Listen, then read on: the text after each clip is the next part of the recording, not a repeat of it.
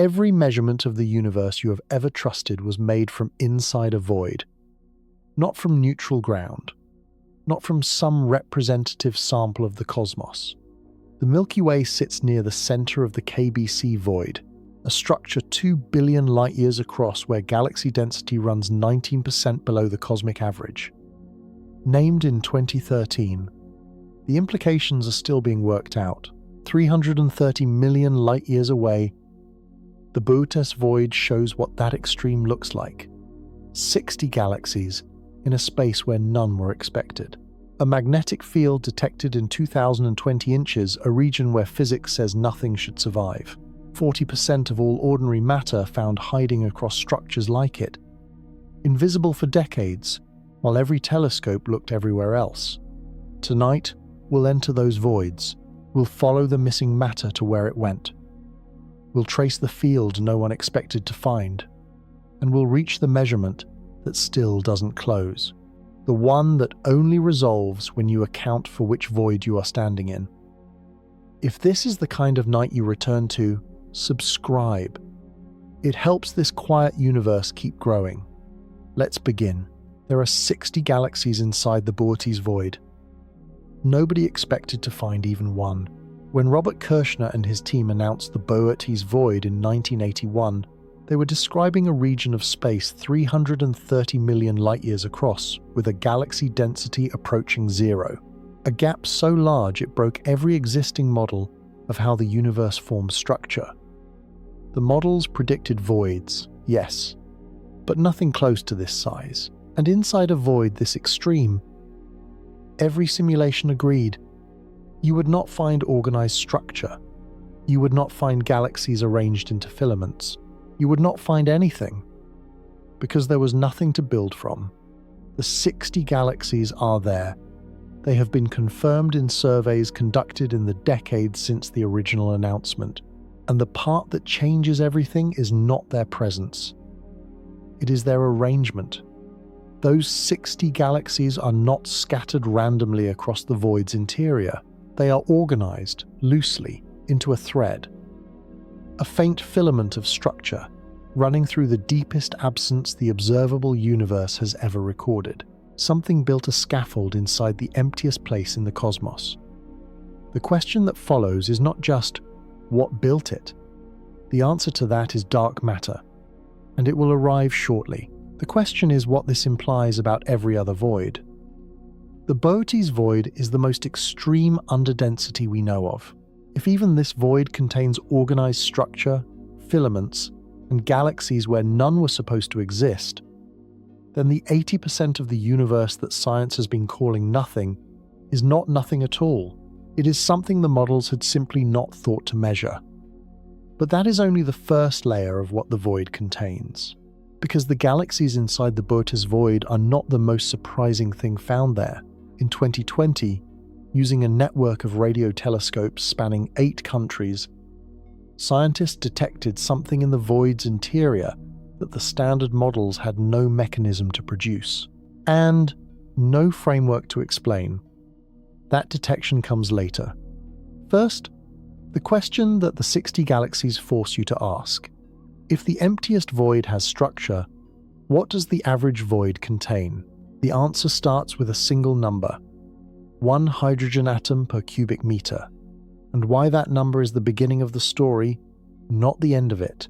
1 hydrogen atom per cubic meter, not per cubic centimeter.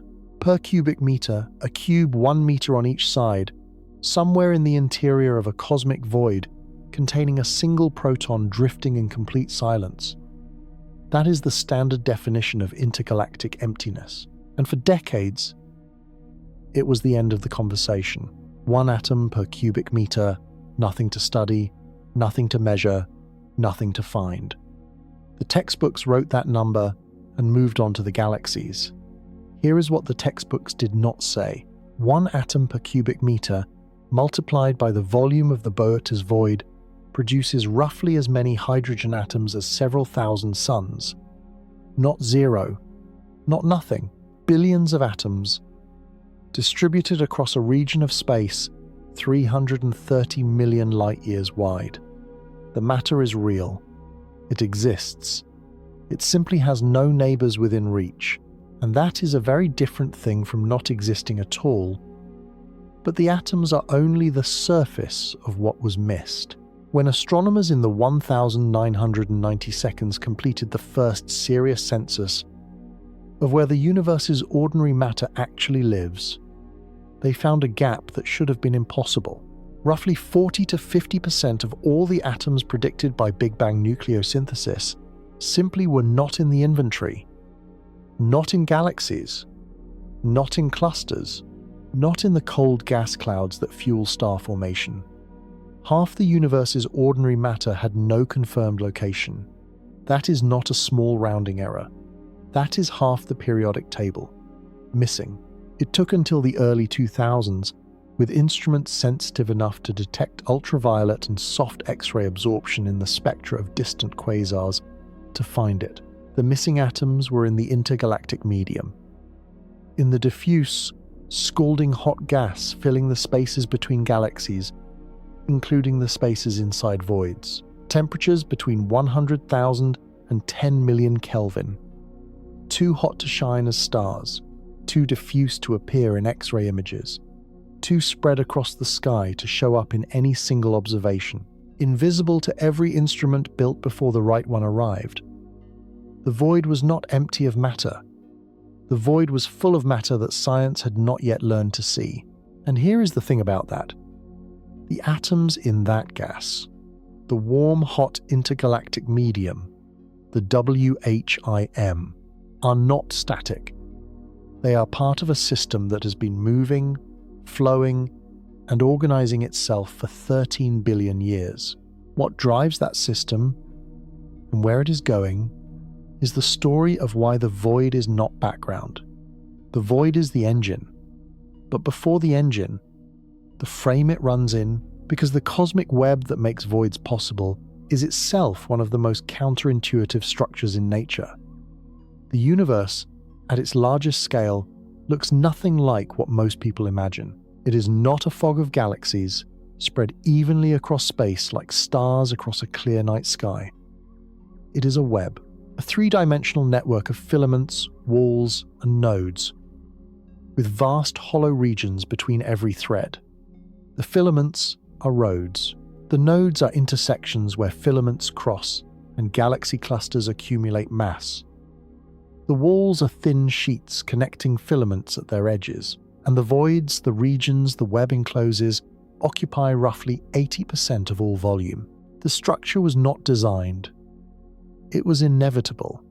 Quantum fluctuations in the inflationary era created tiny differences in density across space. Regions where matter was, by a fraction of a percent, slightly more concentrated than the average. Gravity took those fractions and amplified them over hundreds of millions of years.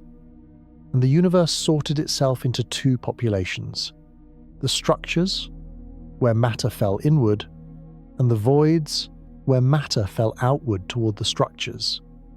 The cosmic web is what happens when gravity is given enough time to finish what it started.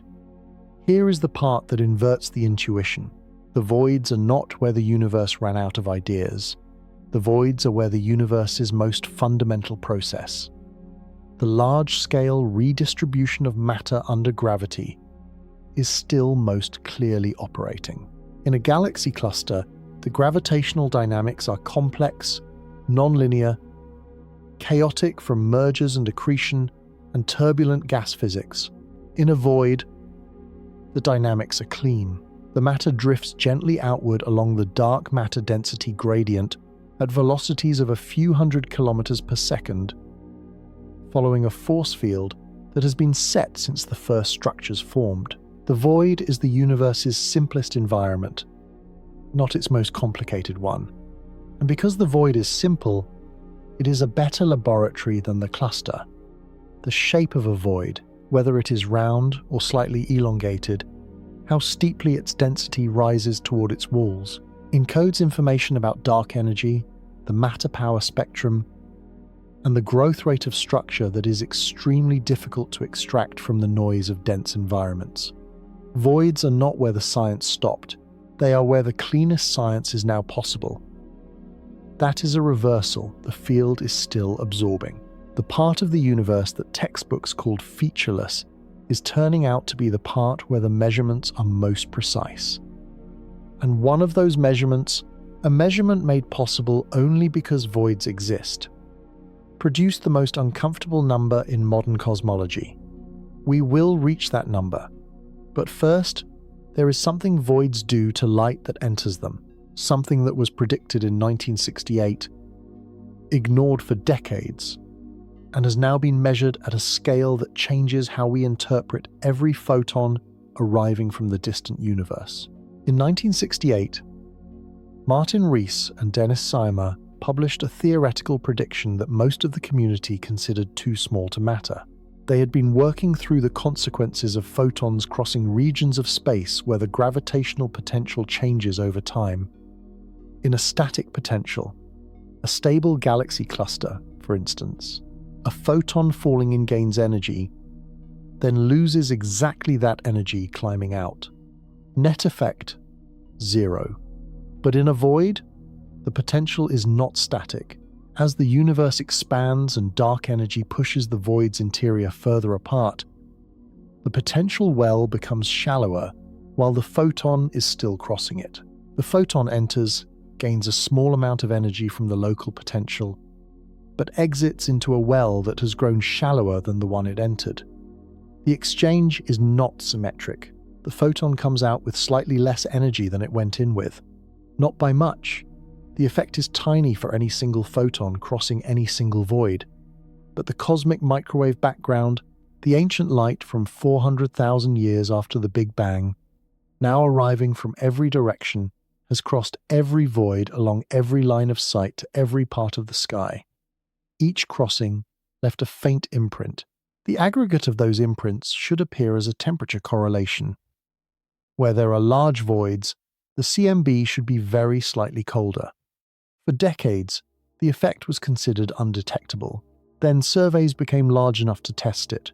In 2008, the first statistical detection was claimed using the SDSS galaxy catalog correlated with WMAP CMB temperature maps. The signal was at the boundary of significance, enough to publish, not enough to be certain. In subsequent years, the detection has been refined, challenged, partially confirmed, and remains a subject of active analysis. But here is what is not contested. The physical mechanism is real. General relativity predicts it unambiguously. The voids are changing the photons. Every photon that has ever crossed a large void has arrived at its destination slightly different from when it entered. The CMB map you see in every textbook, the ancient signal from the universe's first transparency, has been subtly modified by every void between its source and your detector. And the modification is not random noise. It is structured, it correlates with the positions of known voids, and it contains information about dark energy that can be extracted if the measurements are precise enough. Here is what that implies. The void is not transparent. It is interactive. It reaches into the oldest light in the universe and changes it in a way that carries the void's own signature. Its size, its density profile, its expansion rate. The void writes itself into the light that passes through it. That is one kind of interaction the void has with passing signals. There is another kind, far more dramatic, discovered in a part of the sky where the void's presence was only suspected until a survey pinned it down. In 2004, when the WMAP satellite published its first detailed map of the cosmic microwave background, a feature appeared in the data that has not gone away in 20 years. The cold spot, a region of the CMB sky, roughly 10 degrees across, 20 times the angular size of the full moon. Located in the direction of the constellation Eridanus, where the temperature is anomalously low, not slightly low, statistically low enough to be a genuine outlier in every analysis that has examined it. The first explanation offered was statistics. The universe is large enough that a cold spot this significant will appear somewhere in the sky by chance alone. Possibly. But this explanation became harder to defend in 2015, when a team led by Istvan Shapudi completed a detailed survey of the region of sky directly behind the cold spot and found something that had not been expected. A supervoid, an underdensity nearly 2 billion light-years in diameter, sitting at a distance between 800 million and 3 billion light-years from Earth, directly in the line of sight to the temperature anomaly.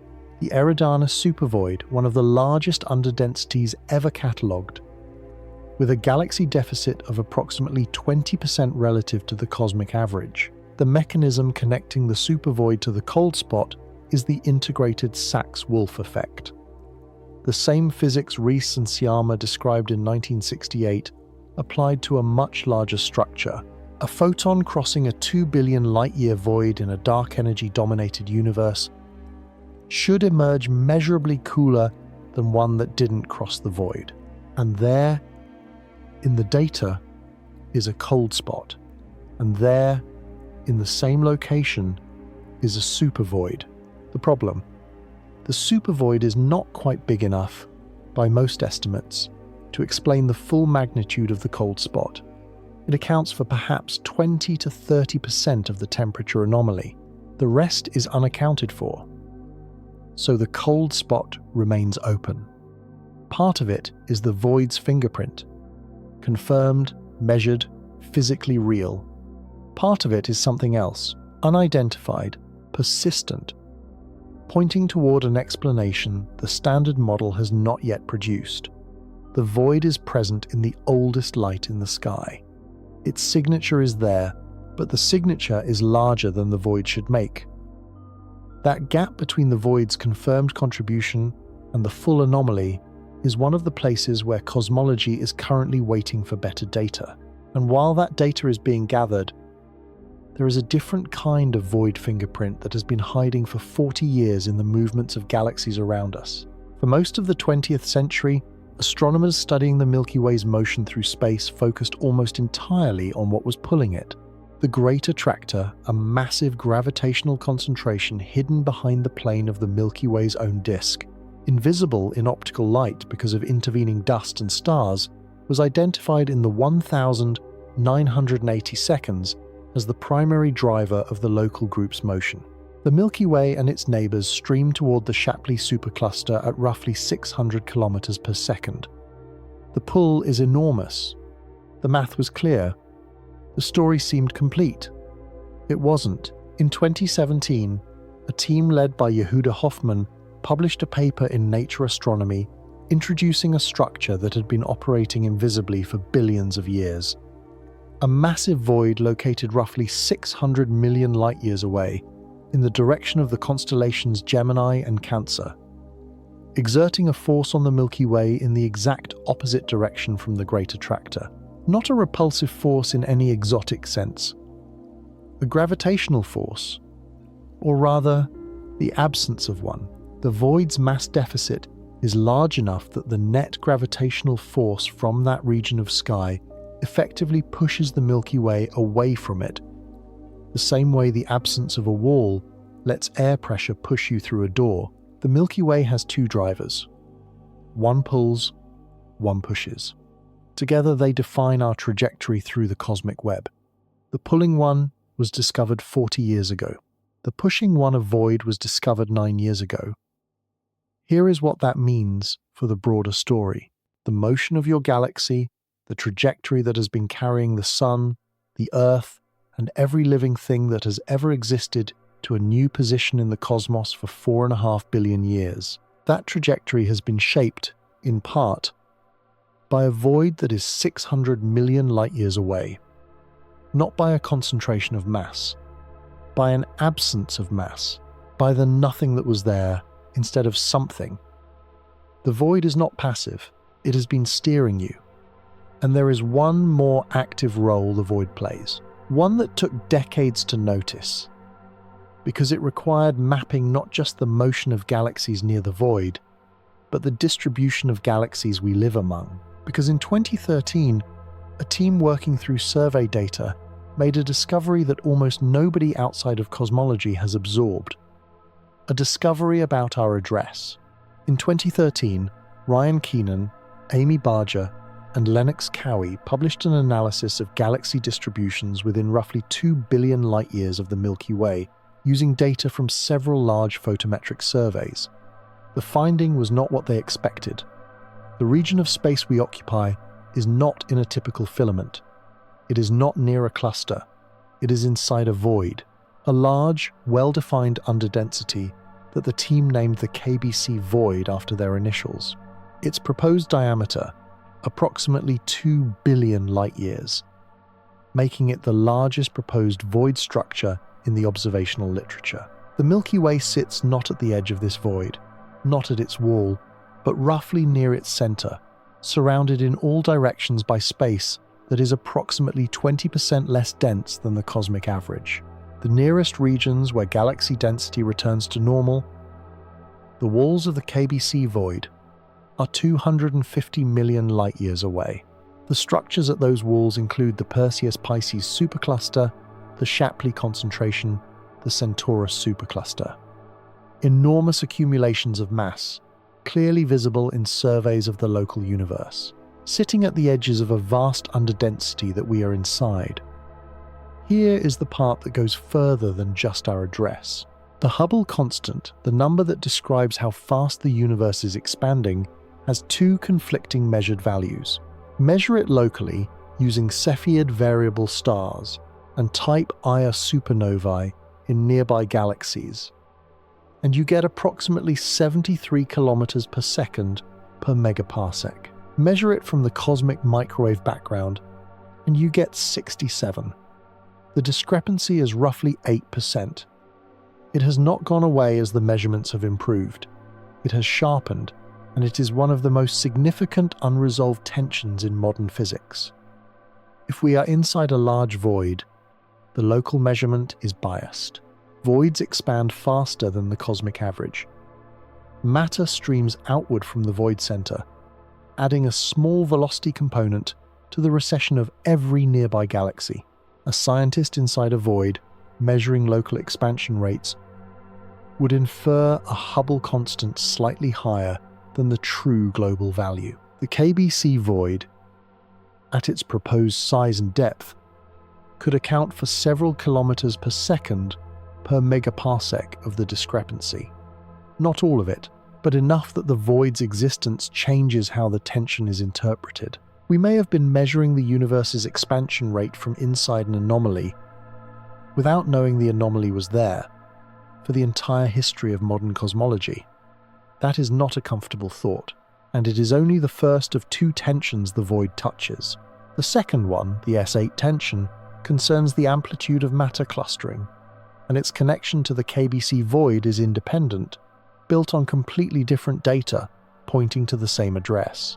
The S8 parameter measures how strongly matter has clumped together in the universe. The amplitude of structure, the degree to which gravity has done its organizing work over cosmic time.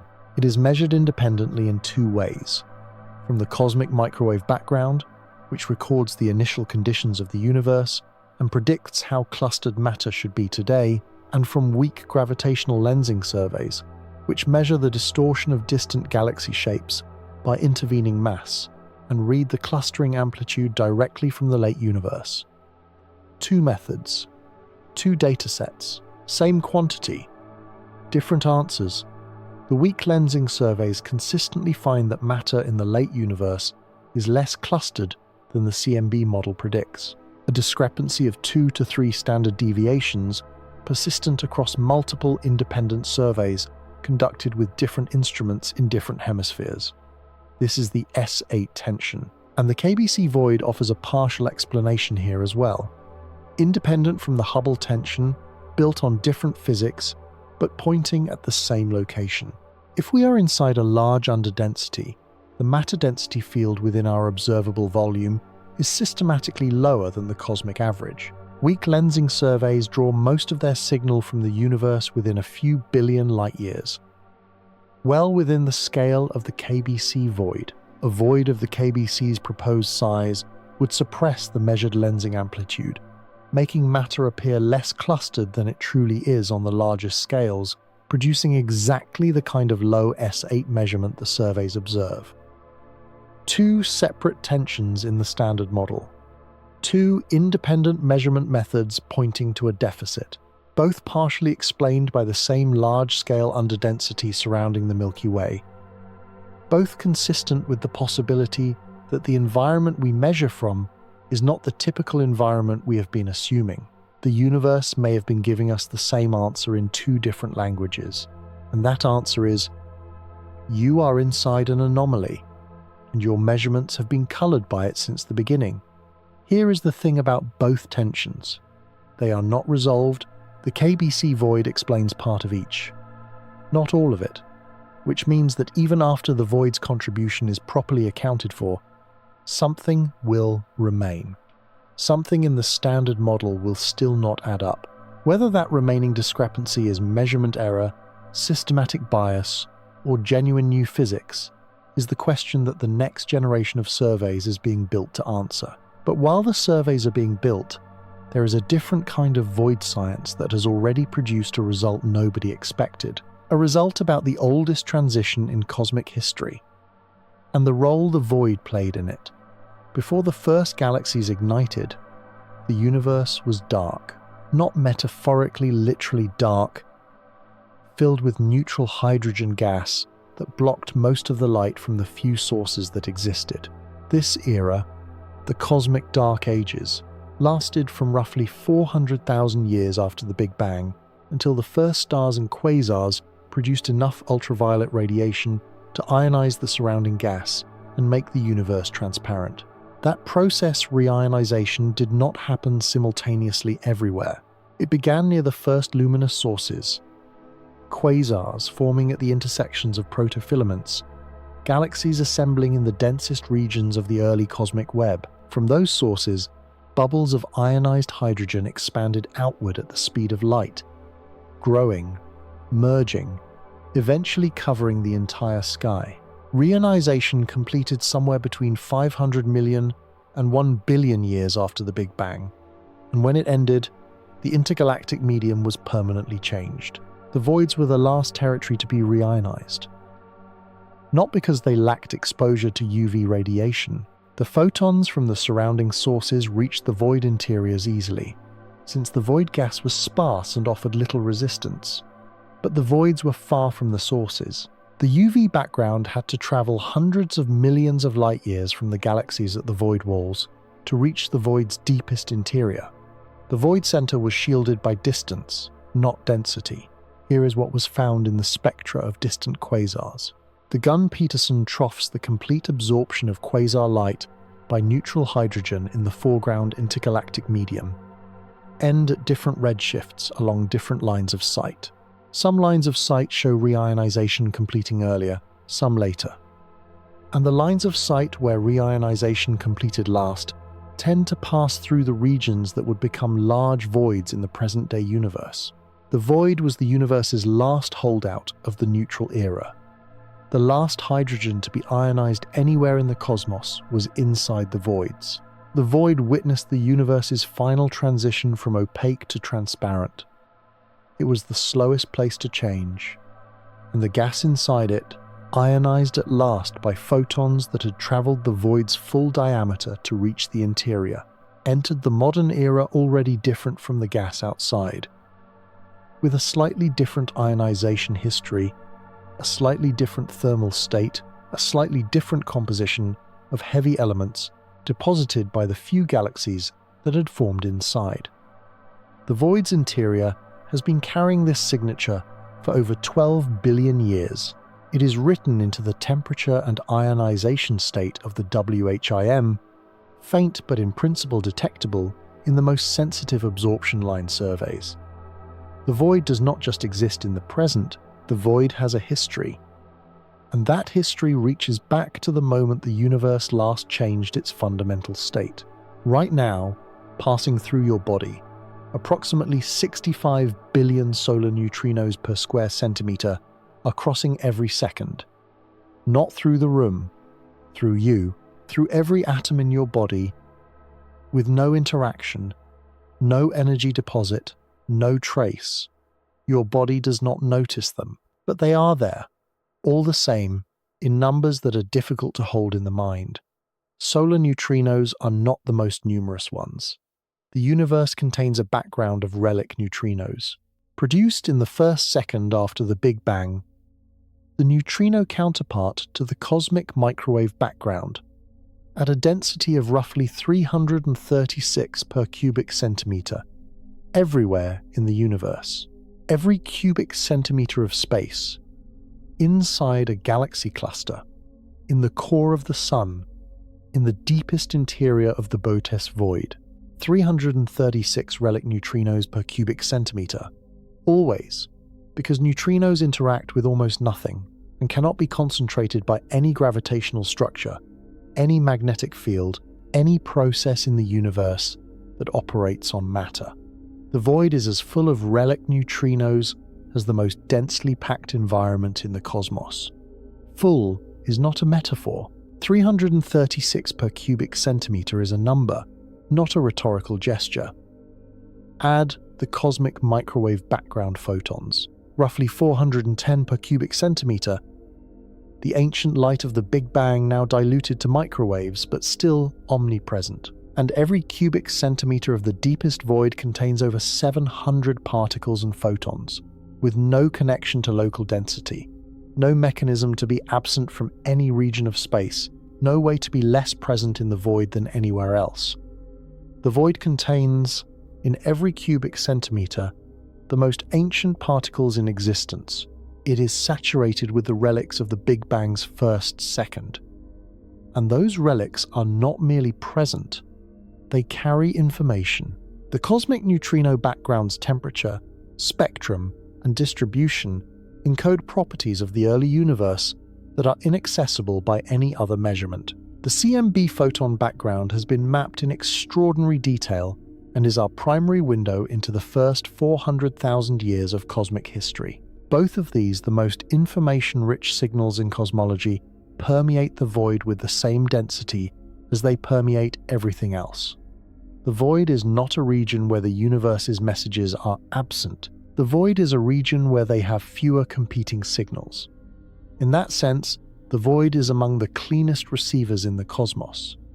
But there is one more thing filling the void that was found only in 2020, something that should not have survived in the intergalactic medium at all, and whose presence forces a revision of what we thought happened in the universe's first moments. In 2020, a team using LOFAR, the Low Frequency Array, a radio telescope network spanning 8 countries across Europe, published a detection that immediately drew attention and has not yet produced a consensus explanation. Magnetic fields, in the void itself. Not in filaments, where magnetic fields had been known for decades, generated by turbulent plasma in dense environments. Not near galaxy clusters, where the intracluster medium is magnetized by the violent dynamics of merging gas. In the void in the diffuse intergalactic interior that every model said was magnetically empty, because every known mechanism for generating cosmic magnetic fields requires densities far higher than a void can sustain. The field was extraordinarily faint. Measured in femtotesla, 1/4,000,000th of a Tesla, roughly 10 quadrillion times weaker than a refrigerator magnet. But measurable, by the right instrument, pointed at the right region of sky, using polarization and rotation measure, analysis of background radio sources. Measurable. 2 explanations are currently being considered. Neither is comfortable. The first, the magnetic fields are primordial. They were generated in the universe's first fraction of a second, during inflation or during the electroweak phase transition, and have been preserved in the void for 13 billion years because the void's low density prevented the turbulent processes that would have tangled, amplified, and destroyed them in denser regions. If this is true, the void's magnetic field is the oldest surviving physical structure in the universe, older than the first stars, older than the first atoms, a relic from before the universe had any structure at all. The second, the fields were seeded by the first quasars and early galaxies blown outward by jets and winds over billions of years, spreading into the void interior and surviving because nothing in the void disrupts them. If this is true, the void has been absorbing fingerprints from every energetic source in its surroundings since the universe's first luminous objects formed. Both explanations are profound. One says the void preserves the universe's oldest signal. The other says the void absorbs the universe's history.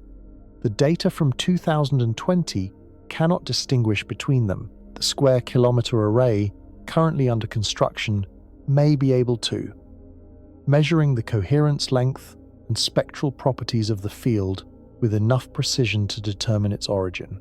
Until that measurement is made, the magnetic field in the void remains open, detected, unexplained, pointing at physics that predates or extends everything the standard model currently covers.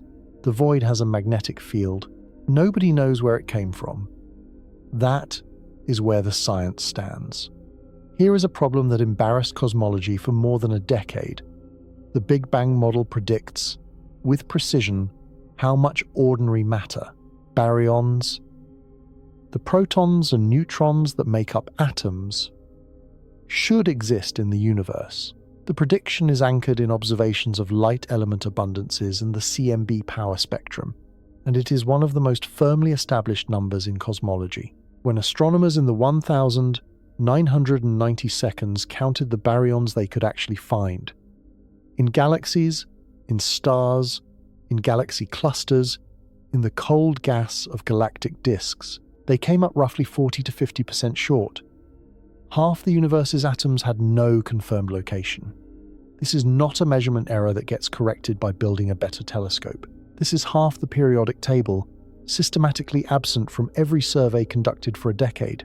The leading hypothesis pointed to a diffuse gas at temperatures between 100,000 and 10 million Kelvin, too hot to emit optical light, too thin to produce detectable X-ray emission in most survey configurations, spread across such vast volumes that no targeted observation could capture a significant fraction of it.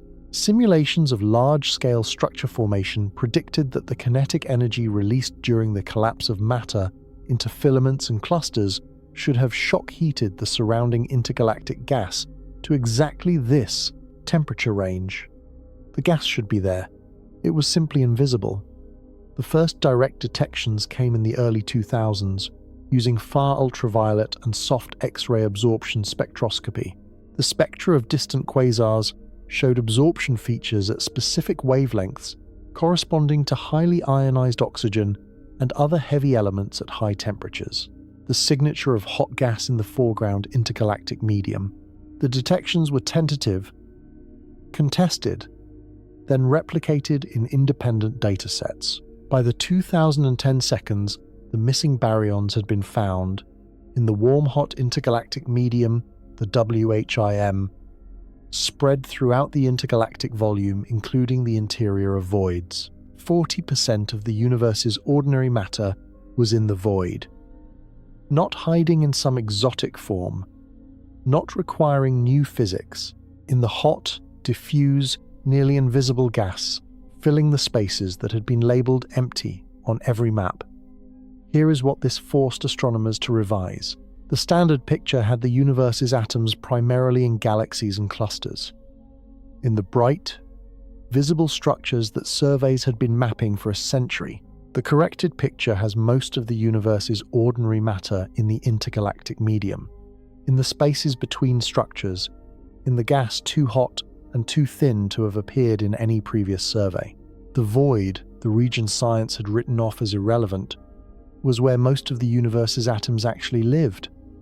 The correction had a consequence that went further still, because once you know the whim is there, once you know the void is full of scalding, diffuse gas, you have to ask what is keeping that gas in motion, what is driving its thermal evolution, and why the void as a whole is expanding even faster than the universe's average expansion rate would suggest. The answer to all three of those questions is the same. Dark energy, the mysterious component driving the accelerating expansion of the universe, comprising roughly 68% of the total energy content of the cosmos, is thought to fill all of space uniformly. It does not cluster the way matter does. It does not concentrate near galaxies or thin out near voids. Its density is the same everywhere, always, regardless of what else is present, but its influence is not experienced equally. In a galaxy cluster, the local gravitational force between matter is enormous. Millions of galaxies pulling on each other, hot gas under enormous pressure, dark matter halos, hundreds of times denser than the cosmic average. Against that gravitational competition, dark energy is present but subdued. The cluster holds together. Gravity wins locally. In a void, there is no competition. The matter density is too low to generate significant local gravity. The dark matter halos are small and widely separated. The WIM gas, though present, is too sparse to exert significant inward pressure. Dark energy operating at the same density it has everywhere else is the dominant force in the void's interior. It drives the void's expansion.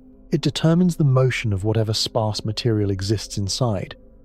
It operates without resistance, without moderation, without anything to mask its effects. This makes voids the ideal laboratory for measuring dark energy. The shape of a void. Whether it is spherical or slightly distorted in redshift space, reflects the interplay between the local gravitational dynamics, the Hubble expansion, and dark energy's influence on the geometry of space. The statistics of void shapes, the distribution of void sizes, the growth rate of voids over cosmic time, all of these observables encode the equation of state of dark energy in ways that are complementary to, and sometimes more precise, than measurements from galaxy clustering or supernova distances.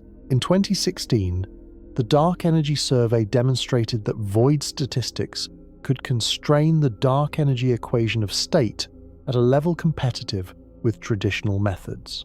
The empty spaces of the universe, once dismissed as irrelevant, turned out to be one of the sharpest tools available for understanding its most fundamental mystery. And here is the consequence that extends beyond dark energy into the future of the universe. Because dark energy is dominant in voids, and because voids are the fastest growing structures in the cosmic web, the future distribution of the universe's energy content will increasingly be determined by what happens inside voids. The voids will grow. They will consume more of the total volume. Dark energy's influence will become more pronounced as the fraction of the universe that is void increases. The future is not just void. The future is void with dark energy expressing itself without competition, everywhere, in the dominant volume of the cosmos. That future has already begun. We are inside it. Here is the version of the Boötes Void that the models of 1981 predicted.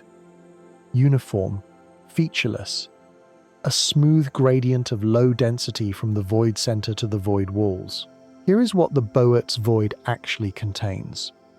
The 60 galaxies mentioned in the first segment are organized, loosely, but measurably, into a thread running through the void's interior. A filament smaller and dimmer than the filaments of the large-scale cosmic web, but following the same physics. Dark matter accumulated along a density gradient that existed even in the underdense interior. Gas fell along that gradient.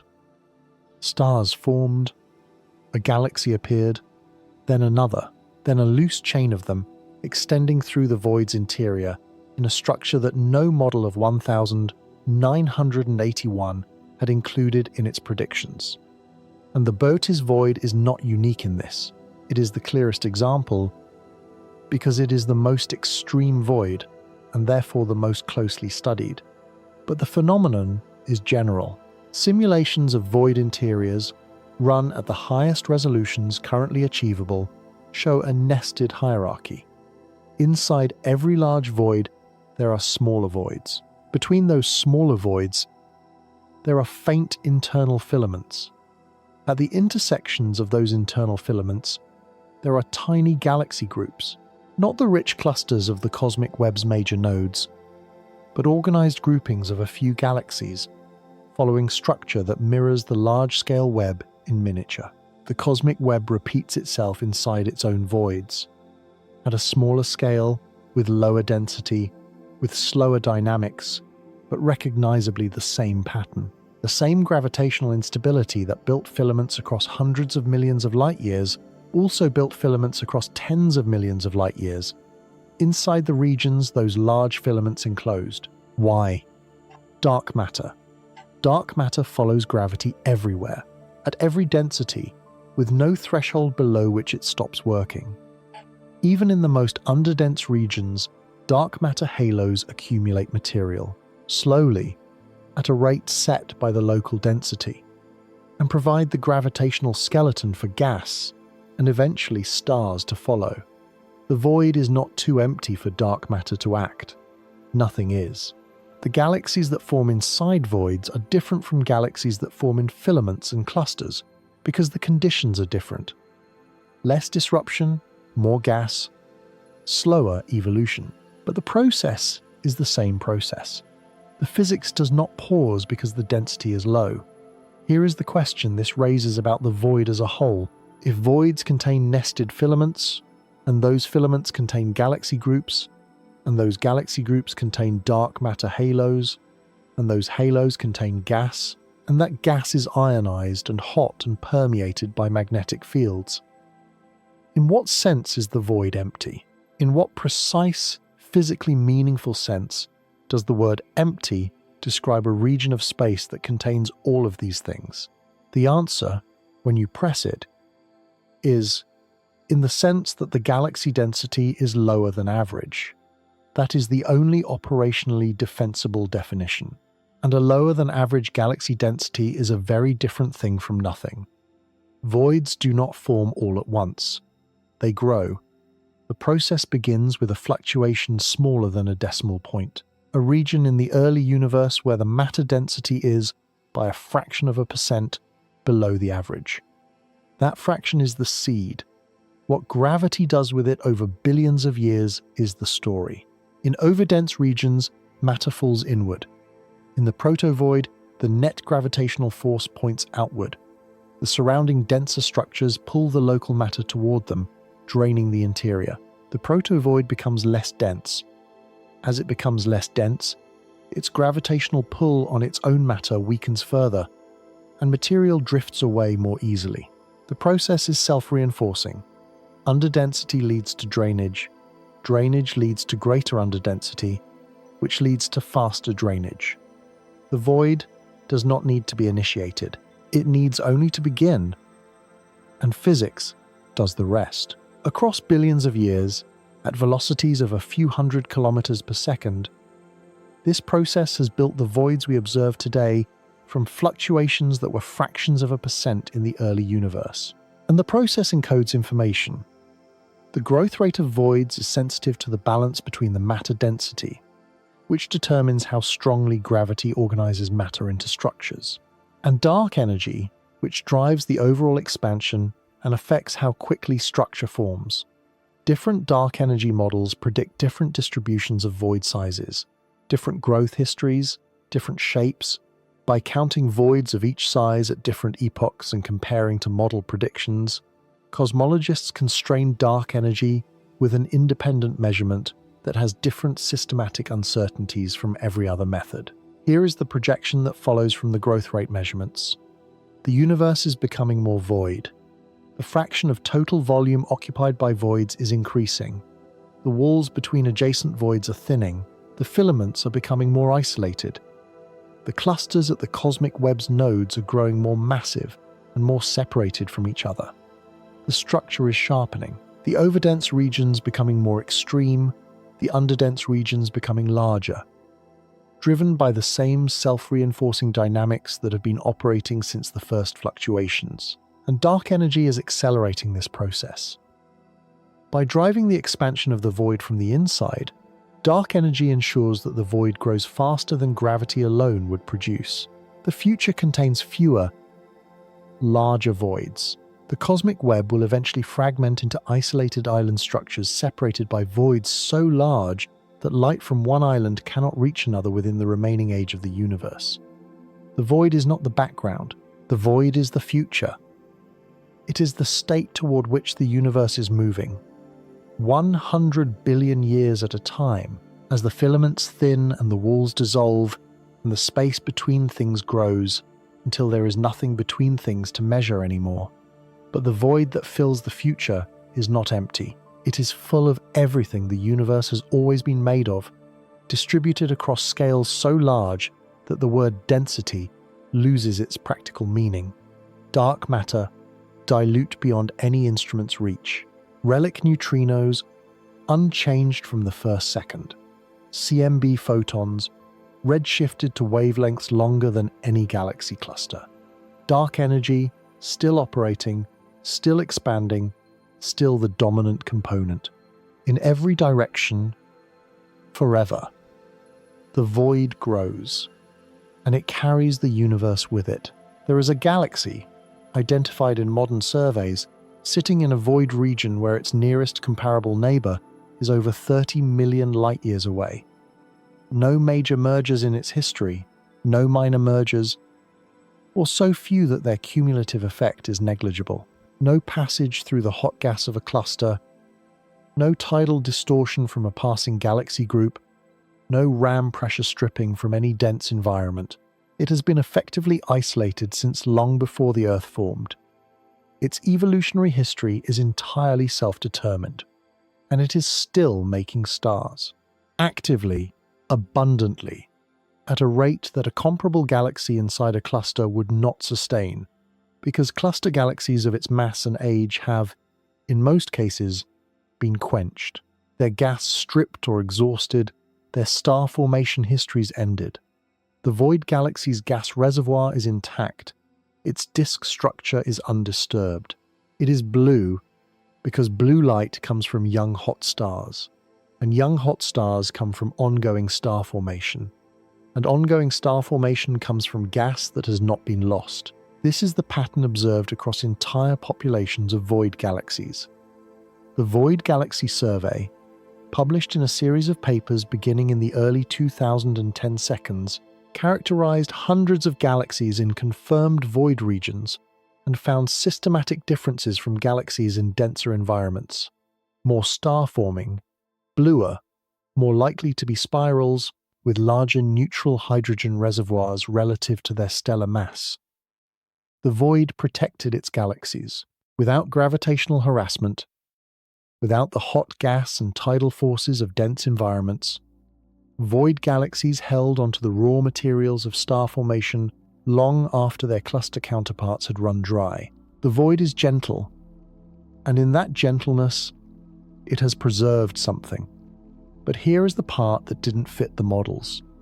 Some void galaxies are massive, genuinely massive, with stellar populations comparable to the largest spirals in rich environments. Galaxies that should, according to simulations, require mergers and continuous accretion from surrounding groups to reach their size. Isolated void galaxies, in the models, should be small. The environment that allows large mass accumulation is the crowded environment of filaments and clusters, where there are other galaxies to merge with, and larger dark matter halos to feed from. The massive void galaxies are there. They have been found, confirmed, and characterized.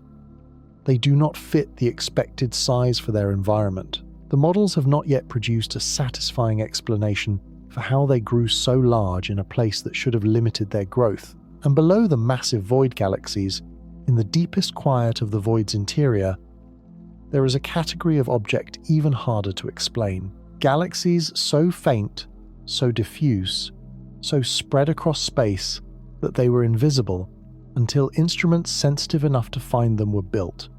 Ultra-diffuse galaxies, the faintest objects the universe has ever made, sitting in the darkest places the universe contains, waiting for a telescope sensitive enough to measure them properly.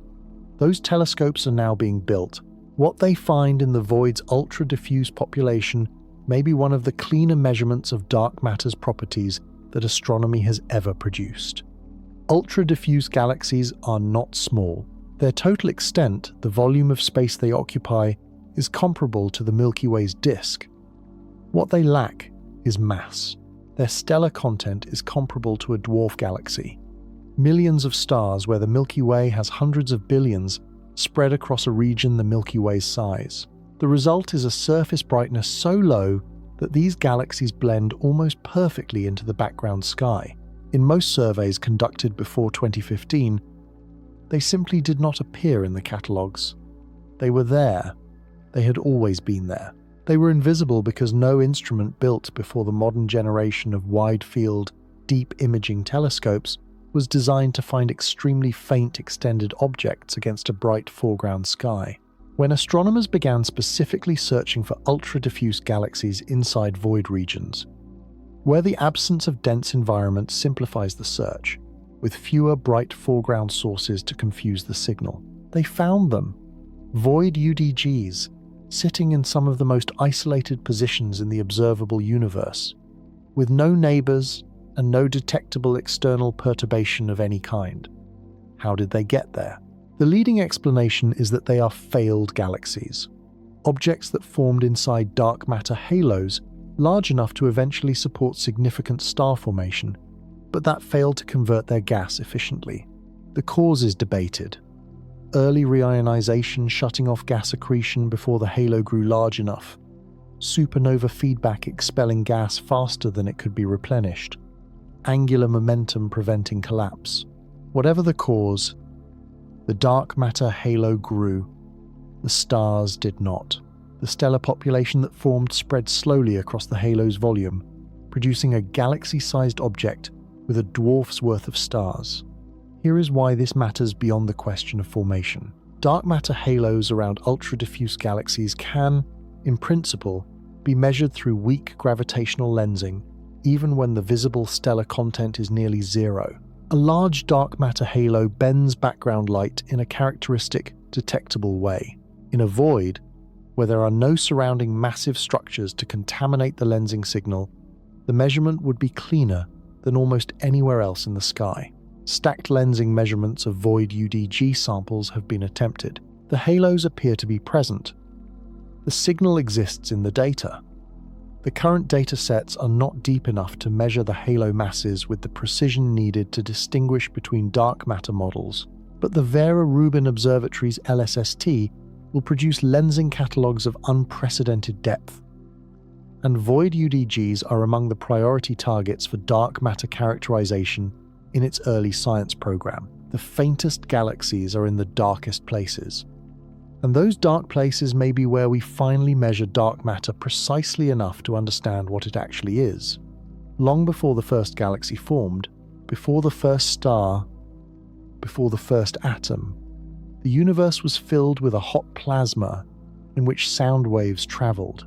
In the first 400,000 years of cosmic history, the universe was dense enough and hot enough that photons, protons, and electrons formed a coupled fluid.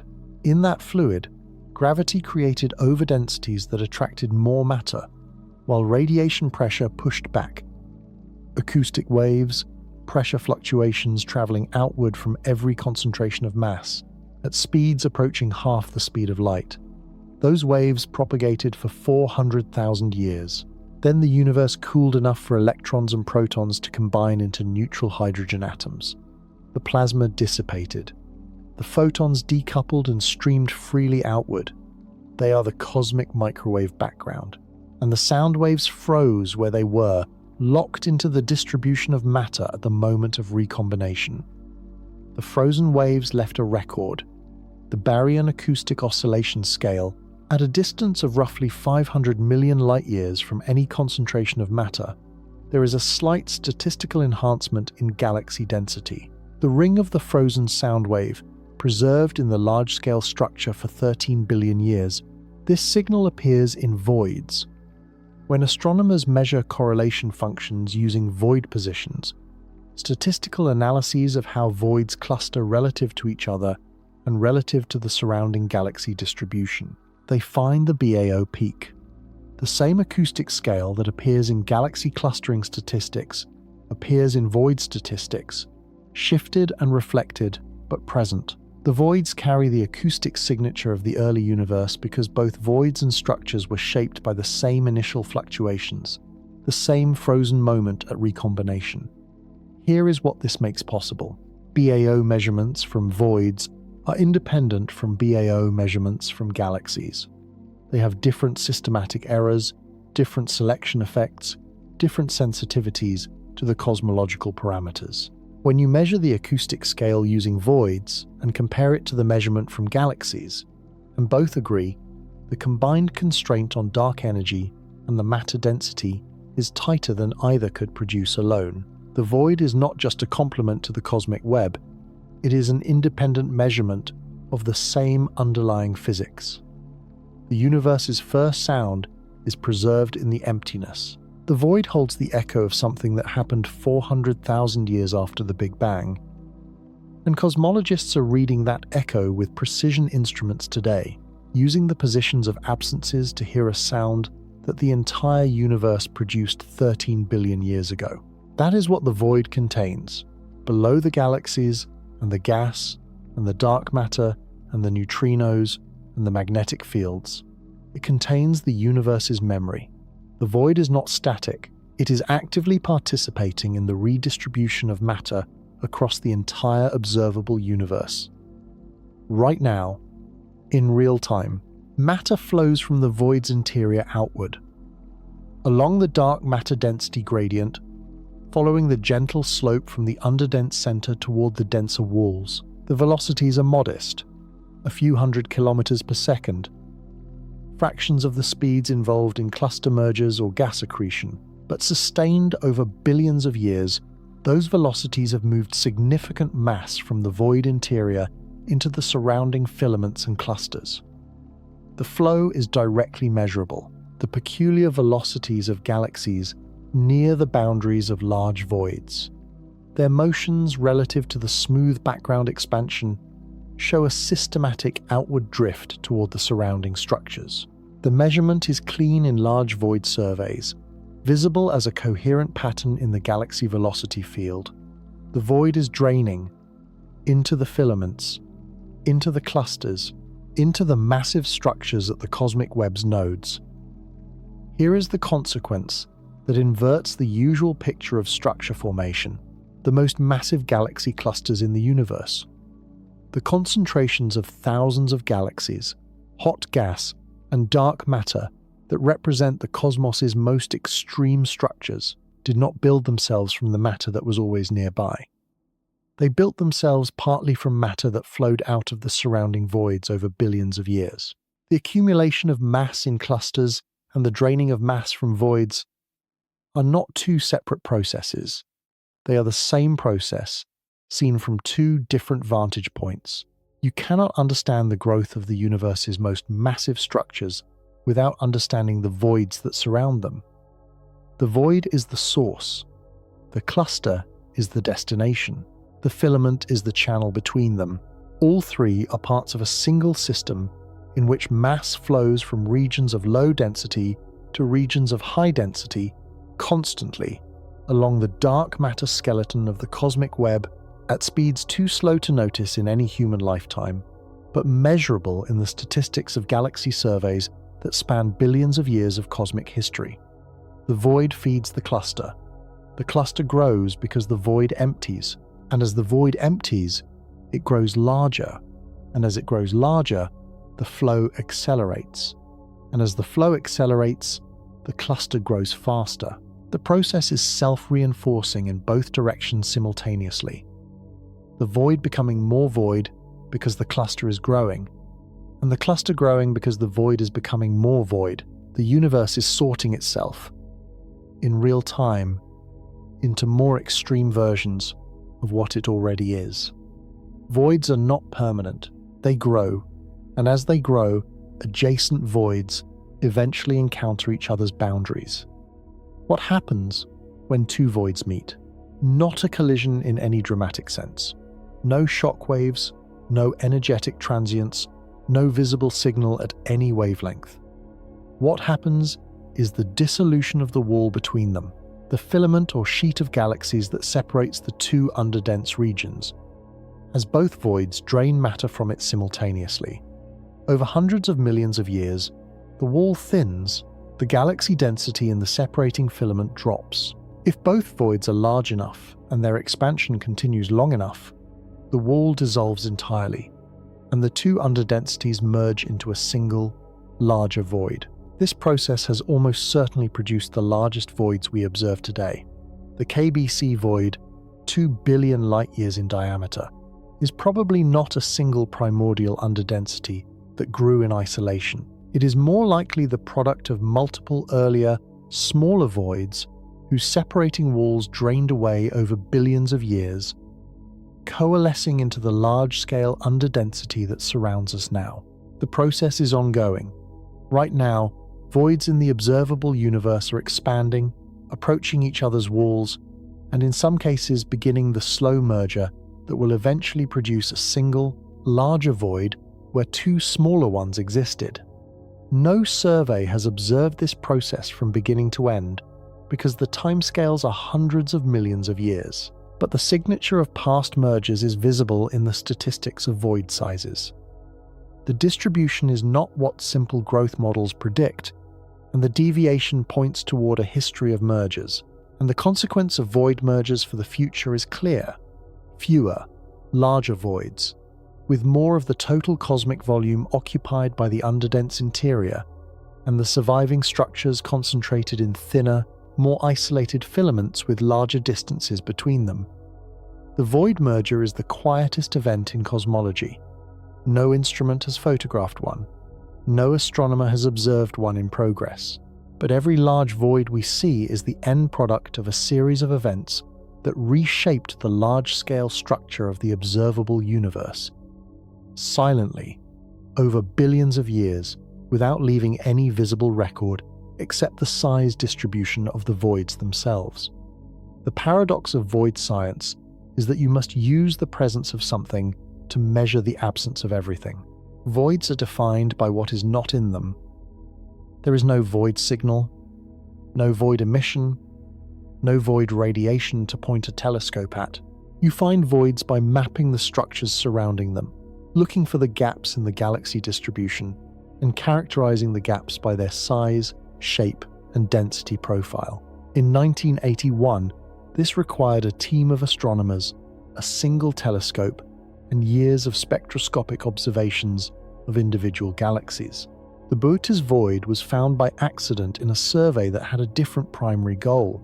The gap was so large it was impossible to miss, but the tools to characterize it in detail did not yet exist.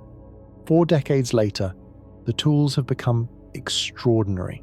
The Sloan Digital Sky Survey collected nearly 1 million galaxy spectra over its first decade of operation, producing a 3-dimensional map of the nearby universe at a depth and completeness that made systematic void finding possible for the first time.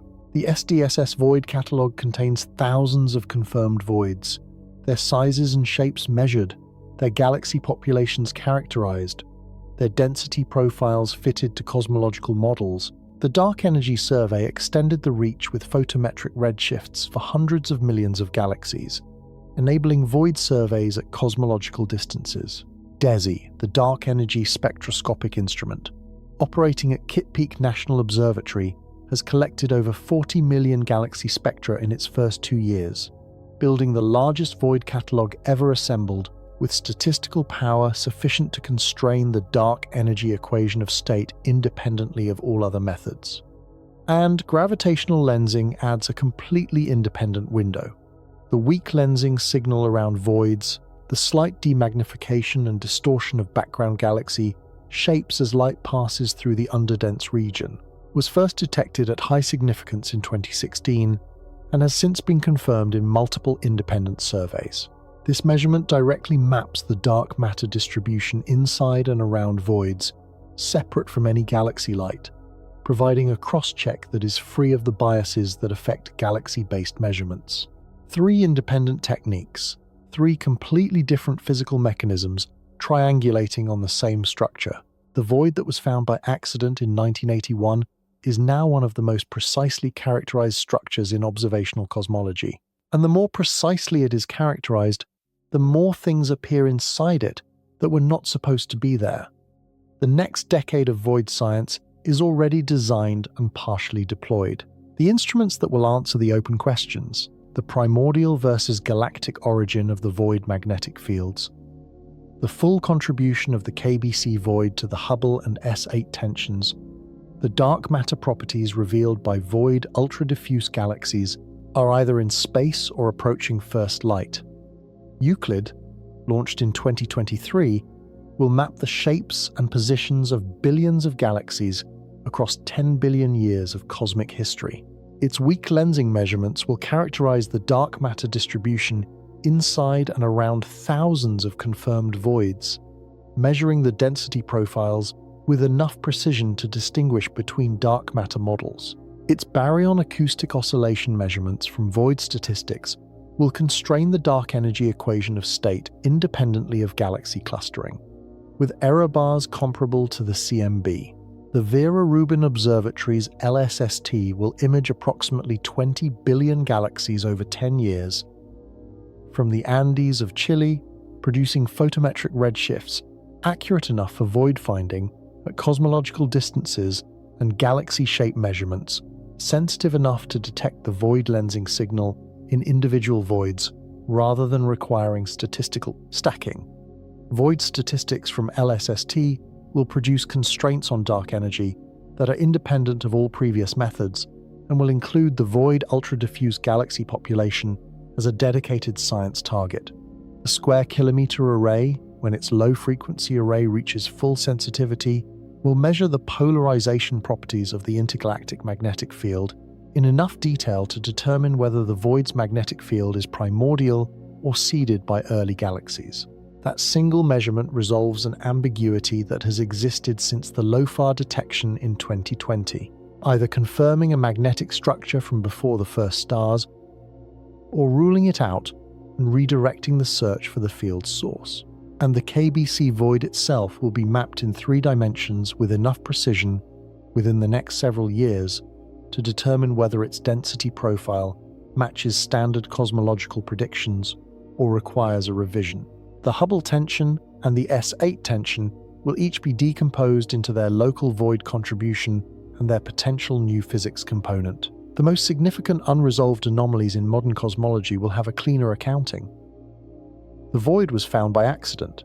It was understood slowly, and it is being measured right now by the most capable instruments the field has ever built, pointing inward at the space we inhabit, asking the question that 4 decades of cosmology never framed.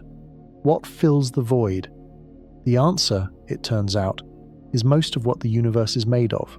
And the next answer, the one these instruments are about to produce, is whether the void is also shaping what we thought we knew about the universe's most fundamental constants. Before the Boötes Void was a void, it was the densest thing in the universe. In the first fraction of a second after the Big Bang, the region of space that would eventually become the Boötes Void was as hot, as dense, and as energetic as any other region of the cosmos. There was no structure, no separation, no void and no filament, no galaxy and no empty space. Just a uniform plasma of quarks and gluons carrying the same energy density, the same temperature, the same featureless intensity in every direction. The matter that would eventually drain from the Boötes Void was there. In the first second, the atoms that would eventually form the galaxies at the Boötes walls were there too, in the same region, separated by nothing but the quantum fluctuations that would, over the next 13 billion years, amplify into the structure we now observe. Here is what happened to those atoms, slowly driven by gravity, amplifying the quantum fluctuations of the inflationary era into the density gradients of the cosmic web. The matter inside the protovoid began drifting outward, a few hundred kilometers per second, which is modest by cosmic standards. Over hundreds of millions of years, and then billions, the drift carried the majority of the matter toward the forming walls and filaments. Some of it ended up in the stars of the galaxies visible at the Boötes walls today. Some of it is in stellar remnants, white dwarfs, neutron stars, stellar mass black holes. Inside those galaxies, some of it is in the intergalactic gas flowing along the filaments that define the void's boundary. The atoms that left the Boötes Void are now the most visible things in that region of the sky, and the atoms that did not leave, that ended up in the 60 void galaxies, in the few dark matter halos massive enough to retain their baryonic content against the outward flow, are the quietest things in that region of the sky. The void is not a place the universe skipped. The void is a place the universe passed through, and the passage left a record. The record is not just the emptiness. It is the boundary, the 60 galaxies, the faint internal filaments, the WHIM gas carrying the thermal signature of 13 billion years of slow cooling. The void is the record of a departure, and the departure has been ongoing since long before there was anything to observe. Consider, for a moment, every category of thing that has crossed the interior of the Boötes Void in the 13 billion years since the universe became transparent. Cosmic microwave background photons, the oldest light in existence, produced 400,000 years after the Big Bang, have permeated the Boötes Void's interior continuously since they were released. Every square centimeter of the void contains roughly 410 of them, arriving from every direction, carrying the fluctuation pattern of the early universe. Relic neutrinos 336 per cubic centimeter, produced in the first second, have passed through the void at near light speed, continuously, without interaction, without slowing, carrying the thermal signature of the Big Bang's first moment.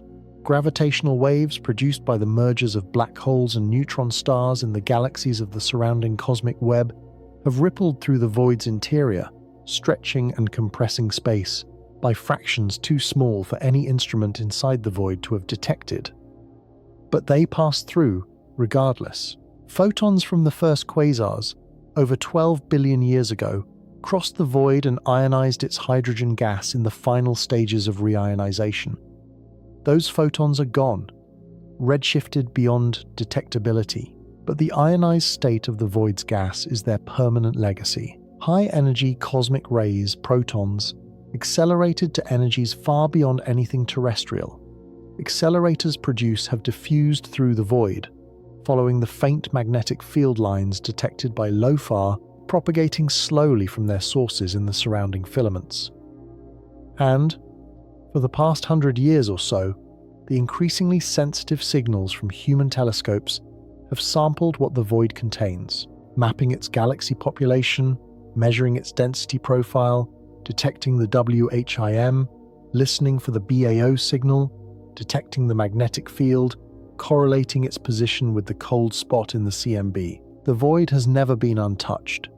It has been permeated continuously by the universe's oldest particles, its most energetic emissions, its oldest light, and the most recent instruments of the only species that has so far tried to understand it. Every physical thing the universe has ever made has passed through the void, because the void covers 80% of all volume, and there is no path between any 2 points in the cosmos that avoids it entirely. The void is the most traveled space in the universe, and it looks, from the outside, like nothing at all. There is one more thing filling the void, deeper than the atoms and the dark matter and the neutrinos and the photons and the magnetic fields. It is the hardest thing to describe and the most directly connected to the greatest unsolved problem in all of theoretical physics. Quantum field theory, the framework responsible for the most precisely verified predictions in the history of science, tells us that empty space is not genuinely empty. Every quantum field that exists in nature, including the electromagnetic field and the Higgs field, and the fields associated with every known particle, has a ground state energy, a minimum energy level that is not zero. Even in the complete absence of particles, even in the deepest void, those fields fluctuate. Virtual particle-antiparticle pairs appear and annihilate continuously at rates and energy scales set by the uncertainty principle. The vacuum hums with activity that is not observable directly but whose effects are measurable in the laboratory. This ground state energy contributes to the energy density of space itself. And when theorists calculate how large that contribution should be, using the known parameters of quantum field theory, They get a number between 60 and 120 orders of magnitude larger than the dark energy density cosmologists actually measure.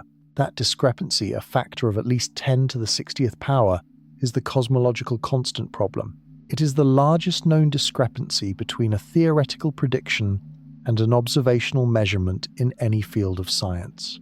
Something is cancelling the quantum vacuum energy with a precision that extends beyond 60 decimal places, and leaving a residual so small it produces only the gentle, accelerating expansion we observe. Nobody knows what is doing the cancelling.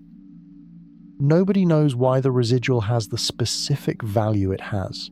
The cosmological constant problem has been called the worst fine-tuning problem in physics, and it has resisted solution for decades.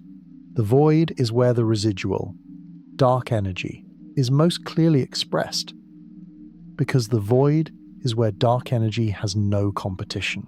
Every measurement of dark energy from void statistics, every constraint on its equation of state from void shapes and void lensing, narrows the target that any solution to the cosmological constant problem must hit. The void is not where the problem will be solved, but the void is where the observational constraints on the residual are sharpest, and those constraints are part of the data that any successful theory must reproduce. The deepest emptiness in the universe contains the universe's oldest mystery, and that mystery, when solved, will require a theory of quantum gravity that does not yet exist.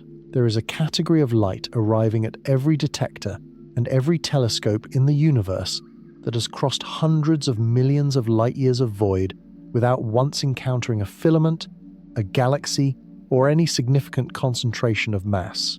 This light is different from light that traveled through denser regions, not in any way that a single photon makes obvious, but statistically, in the aggregate of many photons from many sources along lines of sight that pass through confirmed void regions. Light that has crossed a large void arrives with a characteristic signature, slightly lower gravitational lensing distortion, because there was less intervening mass to bend it, slightly reduced Sunyaev-Zeldovich signal, because there was less hot gas to scatter it, slightly cooler than background photons that crossed denser regions due to the Rees-Siama effect.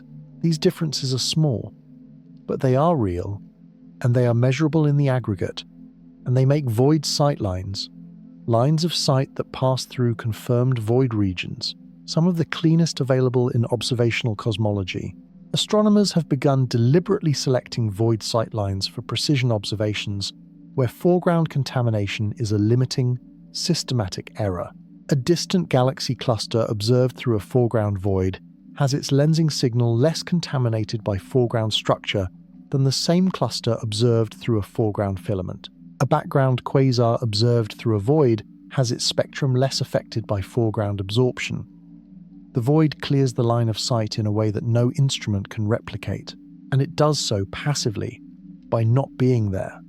The void, once the feature of the sky that astronomers worked hardest to avoid, is becoming one of the most valuable windows for precision measurements. The clearest view of the distant universe is through the emptiness, and the light that arrives through that emptiness carries something else. The integrated record of everything the void did not do to it. Every scattering it did not undergo. Every lensing distortion it did not acquire. Every energy loss it did not suffer because the void was there. Instead of a filament, the pristine light is pristine because of the void. The cleanest signals in cosmology are clean because 80% of the universe is void, and some of those sightlines happen to pass straight through the middle. The void was not supposed to be interesting.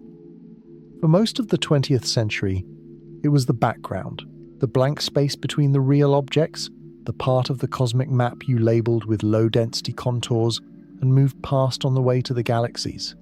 The shift did not happen in a single moment. The Boötes Void forced a confrontation with a structure larger than any model predicted. The missing baryon problem pointed toward the intergalactic medium. The KBC Void changed the question of where we are.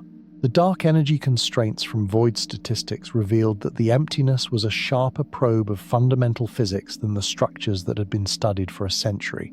The low-far magnetic field detection added a mystery that the standard model cannot explain.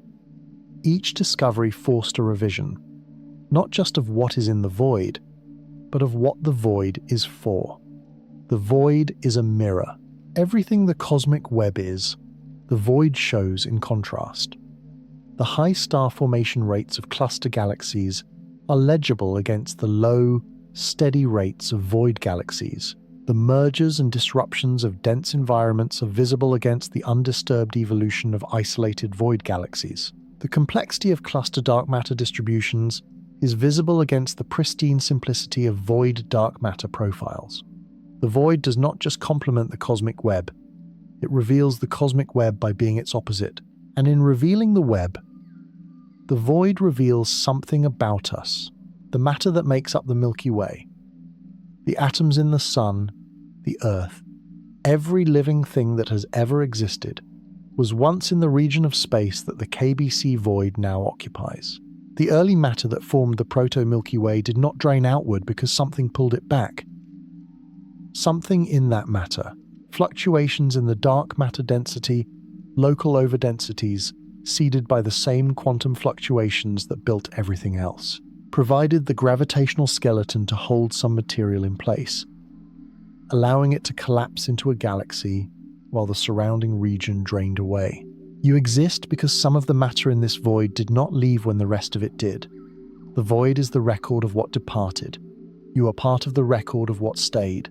Voids are round. That is the prediction. Or rather, that is the prediction if the cosmological model is correct, and if the universe's geometry is what the model says it is. In reality, when you observe a void using galaxy redshifts, it doesn't always look round. The recession velocities of galaxies. The data used to map the void in 3 dimensions have 2 components mixed together. The true Hubble expansion velocity, which is what you want, and the peculiar velocity, which is the galaxy's motion relative to the smooth Hubble flow. Those peculiar velocities distort the apparent shape of the void. Galaxies at the void's boundary are falling inward slightly, and that infall distorts the redshift space picture of the void's shape in a specific, predictable way. Here is the key. The degree of distortion depends precisely on the cosmological parameters, the ratio of the universe's expansion rate in different directions. Technically, the angular diameter distance divided by the Hubble distance is imprinted in the shape statistics of voids. If you can measure the average shape of many voids in a survey and compare it to the theoretical prediction, you have measured a combination of the dark energy density and the matter density with an independent method that has completely different systematic uncertainties from CMB or supernova measurements. This is the Alcock-Paczynski test. Originally proposed in 1979 as a way to use any isotropic distribution of objects to constrain the cosmic geometry. Applied to voids, it is one of the most powerful forms of the test available. The reason voids are better than galaxies for this test is that voids are intrinsically isotropic. A void, averaged over a spherical region, has no preferred direction. Any departure from roundness in the observed void shapes is therefore a pure cosmological signal, not contaminated by the intrinsic shapes of the objects being used. Galaxy pairs, by contrast, have intrinsic alignments and clustering anisotropies that introduce systematic uncertainties. BOSS, the Baryon Oscillation Spectroscopic Survey, applied the Alcock-Paczynski test to its void catalogue and produced constraints on the dark energy equation of state that were, for their time, among the most precise obtained from any single method. DESI is now doing the same with a catalogue orders of magnitude larger. Here is what the void shape measurements are converging on. The best fit dark energy equation of state from void statistics is consistent with a cosmological constant. Dark energy that neither grows nor shrinks over time, that has always had exactly the pressure it has today. But the error bars are still large enough that a slowly evolving dark energy cannot be ruled out. And in one analysis from 2023, using BOSS void shapes combined with CMB lensing, the best fit value of the dark energy equation of state sat at a value slightly below -1, which, if confirmed, would mean dark energy is not a cosmological constant at all, but something whose pressure exceeds its energy density, a form of energy that has no established physical explanation. The voids are not yet settled on what dark energy is, but they are producing the sharpest measurements of what dark energy is not, and each new survey sharpens the constraint by another factor, closing the range of possible explanations one measurement at a time. There is a technique for measuring the motion of gas across cosmic scales that works by comparing the temperature of the cosmic microwave background in one direction to its temperature in another direction. It is called the kinematic Sunyaev-Zeldovich effect, the KSZ, and it was first used to measure the velocities of galaxy clusters moving through the CMB photon field. When a cluster moves toward us, the CMB photons scattered by its gas are Doppler shifted to slightly higher frequencies. When it moves away, they shift to lower frequencies. The temperature difference is the velocity. The KSZ effect has been measured around galaxy clusters. What happened next was not expected. In 2015, a team applied the same technique to the boundary regions of cosmic voids. Galaxies at the edges of voids, moving outward, drained by the void's gravitational emptiness and falling toward the surrounding filaments, should produce a KSZ signal. The outflowing gas around the void's rim should leave a temperature imprint on the CMB, detectable in aggregate by stacking the CMB temperature around many voids. The signal was found statistically significant, consistent in sign with the expected outflow present in multiple independent analyses of SDSS void positions correlated with CMB temperature maps from the Atacama Cosmology Telescope and the South Pole Telescope. The gas at the void boundary is moving outward, the draining of the void, the slow exodus of matter from the interior toward the surrounding structures produces a signal that is visible in the oldest light in the universe. Here is what the measurement adds to the picture. The KSZ measurement around voids directly constrains the amplitude of the matter peculiar velocity field, the velocities of galaxies and gas relative to the smooth Hubble expansion. That amplitude depends on the matter density and the growth rate of structure. By combining the KSZ void signal with measurements of the void density profile from galaxy surveys, cosmologists can separate the contribution of the matter density from the contribution of the gravitational growth rate and constrain both independently. This is a measurement of how fast gravity is building structure, not just how much structure exists, but how quickly new structure forms. And the growth rate of structure is one of the key predictions distinguishing general relativity from modified gravity theories. If the growth rate measured from void KSZ signals disagrees with the general relativistic prediction, it would be the first direct evidence that gravity behaves differently on cosmological scales from how it behaves in the solar system. No disagreement has been found yet. The void KSZ measurements are consistent with general relativity, but the measurements are still young, the datasets are still limited, and the precision of the test will increase by an order of magnitude. When CMB Stage 4 experiments produce temperature maps with noise levels low enough to detect the KSZ signal around individual voids, rather than requiring the pre-statistical stacking of thousands, the void is teaching us how gravity works at the largest scales. That is a sentence that would have seemed absurd in 1981. It is now a standard line in cosmology grant proposals.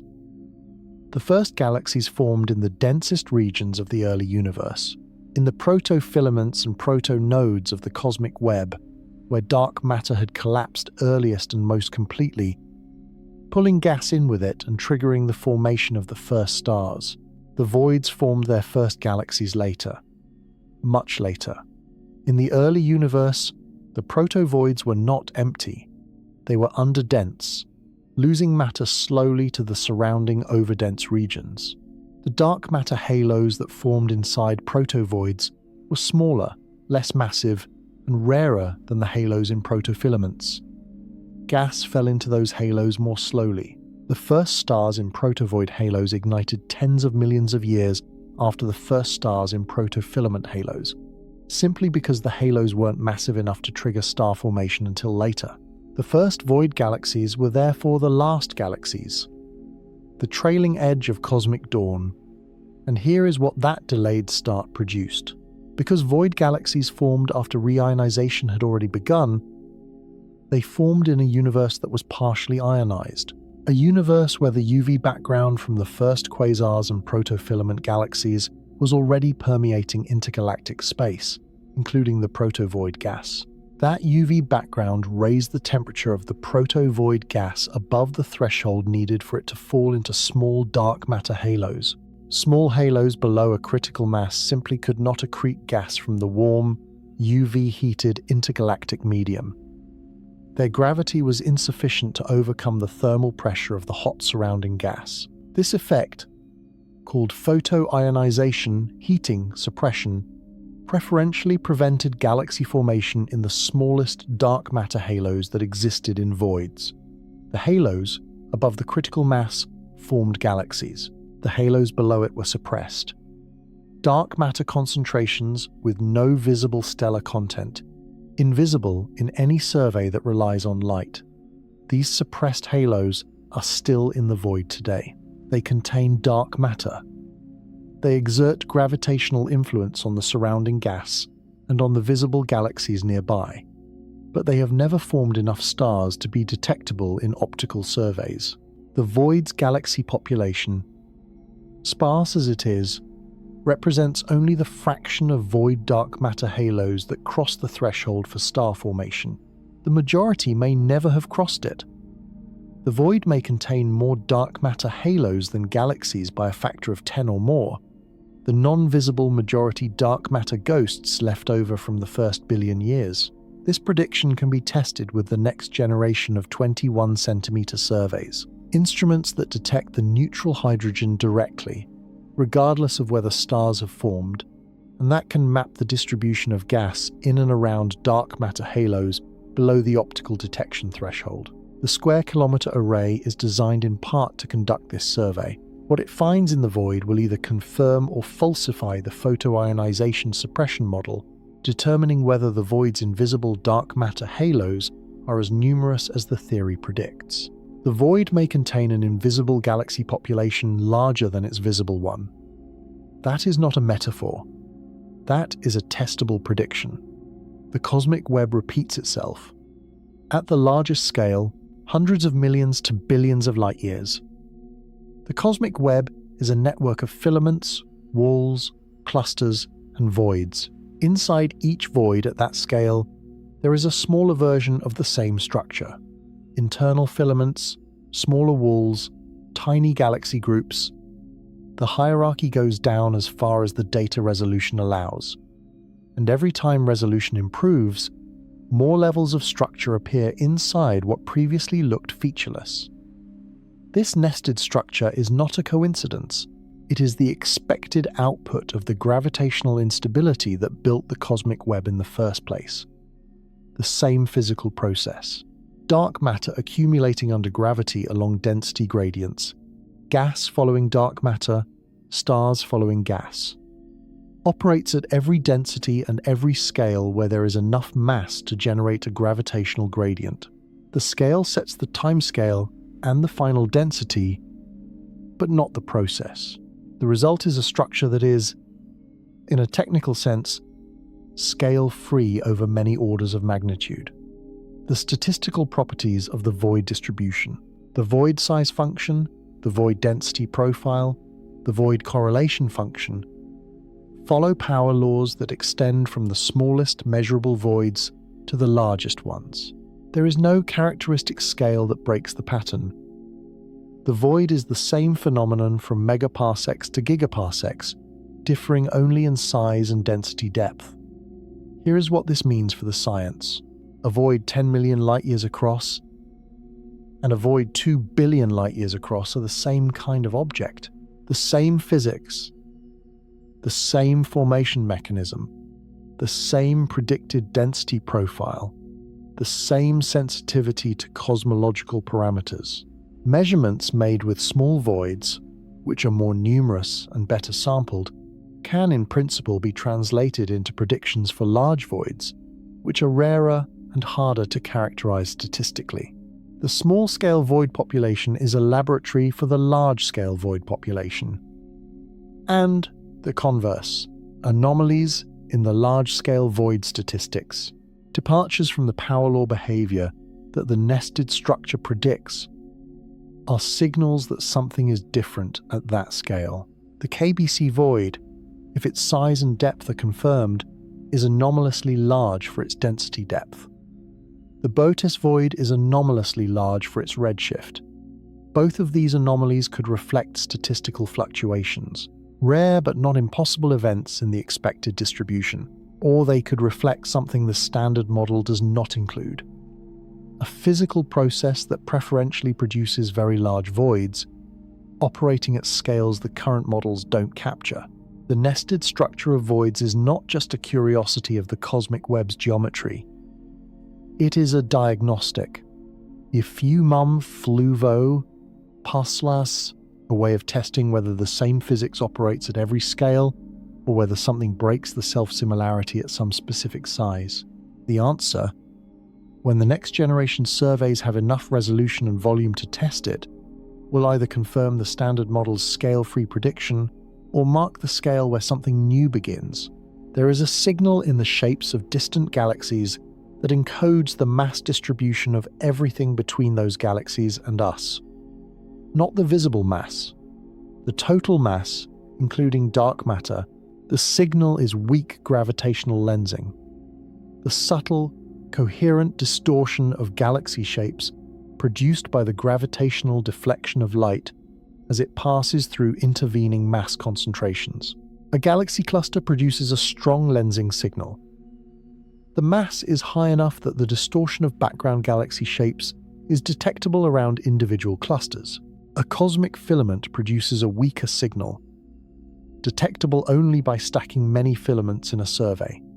And a void produces a signal of opposite sign, not a convergence of background light toward the void's center, but a divergence, a slight demagnification of background sources as their light is deflected away from the void's interior by the mass excess at the void's boundary. This void lensing signal was first detected at high statistical significance in 2016 using data from the SDSS Galaxy Survey and the shapes of background galaxies measured in the same images.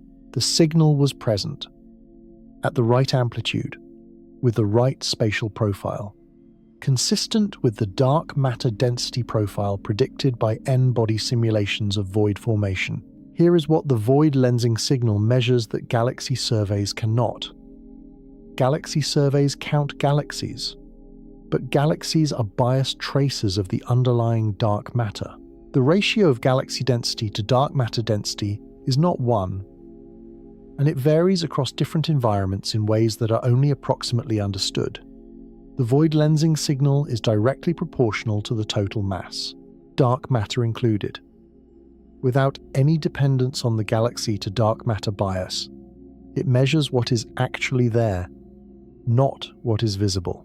When the galaxy-based void density profile and the lensing-based void density profile are compared, the ratio between them constrains the galaxy bias directly, providing a calibration of how well galaxies trace dark matter that is independent of any model assumptions.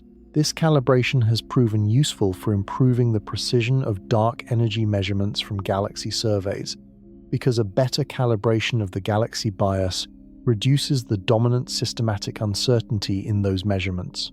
The void is being used to calibrate itself. The measurement of the void's visible content, its galaxy population, is being corrected using the measurement of the void's total content, its dark matter distribution as revealed by lensing. And the corrected measurement is more useful for cosmology than either could be alone. This is not how void science was supposed to work in 1981. The void was supposed to be background. Instead, it has become a calibration tool for the measurements that were considered the primary science. The KBC Void was proposed in 2013. It has been contested, refined, partially confirmed, and is still not fully settled, which is the normal scientific state for a structure proposed at the frontier of observational precision. The core claim is straightforward. Within roughly 2 billion light-years of the Milky Way, the galaxy density is approximately 20% below the cosmic average. The deficit is not uniform. It is deepest near the center, where we sit, and shallower near the walls. The profile has a characteristic shape that matches the theoretical prediction for a void of this size and age in a standard cosmological model. The contested part is not the existence of the underdensity. Multiple independent analyses of different galaxy surveys have confirmed that the local galaxy density is below the cosmic average at a statistically significant level. What is contested is the size, depth, and whether the KBC void is a single coherent structure or a superposition of several smaller, overlapping underdensities whose combined effect mimics a single large void. Here is the evidence for the large single void interpretation. The peculiar velocity field around the Milky Way. The pattern of galaxy motions relative to the smooth Hubble expansion shows a coherent outflow on the scale of several 100 million light-years, centered near our position. Galaxies at these distances are, on average, moving slightly faster than the Hubble expansion in all directions, consistent with a void center pushing them outward. The outflow amplitude and spatial scale match the predictions for a void of the KBC's proposed properties. The Hubble constant discrepancy between local and CMB-based measurements is partially explained by the KBC void's elevated local expansion rate, as described earlier. The S8 tension is partially explained by the void's reduced local matter clustering. Both tensions point in the direction expected from an underdensity of approximately the KBC void's size and depth. Here is the evidence against the single void interpretation. The 20% galaxy density deficit is small enough that alternative explanations, a superposition of several smaller, independently formed underdensities, or simply cosmic variance, the expected statistical variation in galaxy density on large scales, cannot yet be ruled out. The photometric surveys used to measure the deficit have redshift uncertainties large enough that the density profile cannot be measured precisely enough to definitively prefer the single void model over the superposition model. DESI's spectroscopic survey with precise redshifts for tens of millions of galaxies in the relevant volume is currently producing the data needed to distinguish between these possibilities. The result, expected within the next 2 to 3 years, will either confirm the KBC void as a genuine coherent structure or fragment it into a superposition of smaller underdensities. Either result is informative. The single void changes our understanding of our address, and the superposition changes our understanding of how large-scale structure fluctuates. The science is open, the instruments are running, and the void, as always, is waiting to be measured more precisely. Here is a sentence from every introductory astronomy textbook ever written about large-scale structure. The voids between galaxy clusters are regions of nearly empty space, containing very few galaxies. Every word in that sentence is technically accurate. Every word in that sentence is also profoundly misleading. Galaxy density in the void is low. Low is not the same as zero. Zero is not the same as nothing. And nothing, in the universe, does not exist.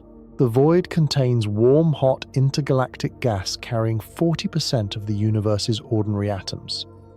It contains relic neutrinos at 336 per cubic centimeter. It contains CMB photons at 410 per cubic centimeter. It contains dark matter threading the interior at below average density. It contains magnetic fields detected in 2020 that no model had predicted.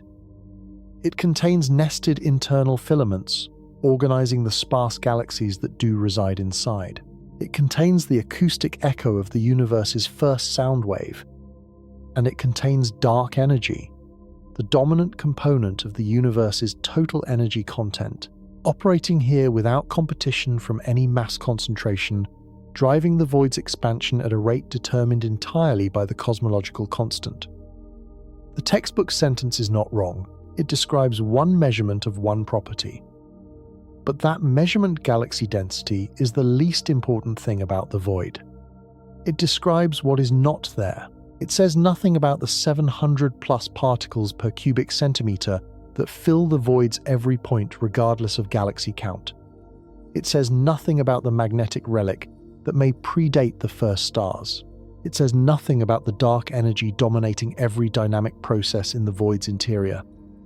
It says nothing about the quantum vacuum humming below everything else. The void was always full. Before any survey examined it, before any astronomer named it, before any telescope pointed at it, the void was permeated by the universe's oldest surviving particles. The relic radiation of the Big Bang, the dark matter that preceded every galaxy, and the ground state of every quantum field that has ever existed in nature. The gas was there. The neutrinos were there. The magnetic fields were there, or were being seeded. The photons were there. The dark energy was there, operating silently in the background, waiting for the matter density to fall low enough to give it room. The void is the universe's most honest statement about what it is made of.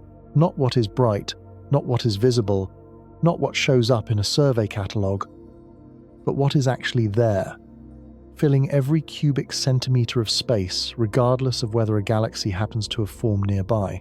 It was always full. We simply hadn't learned to look. On the 14th of September 2015, the LIGO detector at Hanford, Washington, registered a signal that lasted approximately 0.2 of a second.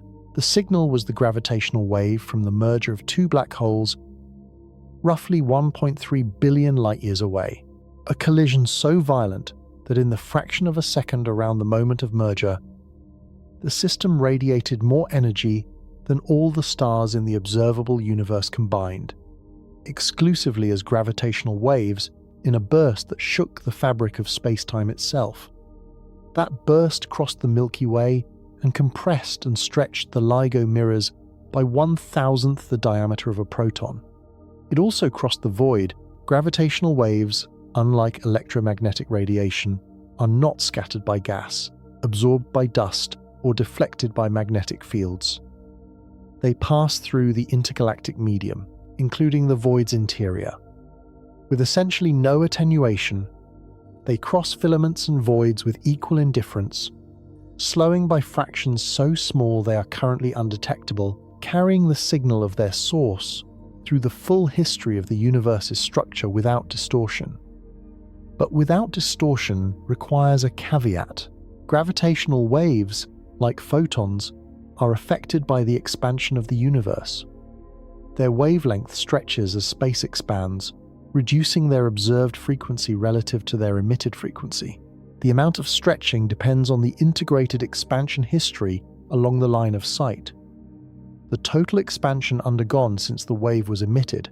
If the gravitational wave crossed a large void along part of its path, and if the void was expanding faster than the cosmic average, as voids do, then the expansion along the void segment of the path was slightly faster than average. This means the gravitational wave's frequency was redshifted slightly more than a wave that traveled an equal distance without crossing a void. The effect is tiny, far too small to measure in any individual gravitational wave event with current detectors. But statistically, across hundreds of gravitational wave detections, the distribution of measured redshifts for sources along void-crossing sightlines should be slightly different from sources along filament-crossing sightlines. Both populations should be detectable as a coherent statistical shift, in principle, with the next generation of gravitational wave observatories. The Einstein telescope, planned for construction in Europe, and the Cosmic Explorer, planned for the United States, will detect gravitational waves from binary mergers at cosmological distances, thousands of events per year, distributed across the full sky. With that catalogue, the void's influence on the gravitational wave expansion history becomes measurable. Void crossing versus non-void crossing sightlines become distinguishable. The void leaves a statistical imprint on gravitational wave cosmology that is, for the first time, potentially detectable. This would be a new kind of void measurement. Not based on galaxies, not based on photons, not based on lensing, but based on the ripples in space-time itself. A void measurement in the purest gravitational channel, sensitive to the expansion history in a way that electromagnetic observations cannot be, because gravitational waves are not scattered or absorbed by anything in the intergalactic medium. The void has been crossed by gravitational waves since the first binary merger occurred in the young universe. It has been crossed by trillions of such waves, from black holes and neutron stars in galaxies across the visible cosmos, all passing through without interaction. We have only had the instruments to detect any of them for 9 years, and already, the prospect of using them to read the void's expansion history has moved from speculation to planned science. The void interacts with everything, even with the universe's most penetrating signal, even with the waves that compress and stretch space-time itself. It writes itself into the record of every wave that crosses it, quietly, below current detection, but measurably above zero. Let us return to where the night began.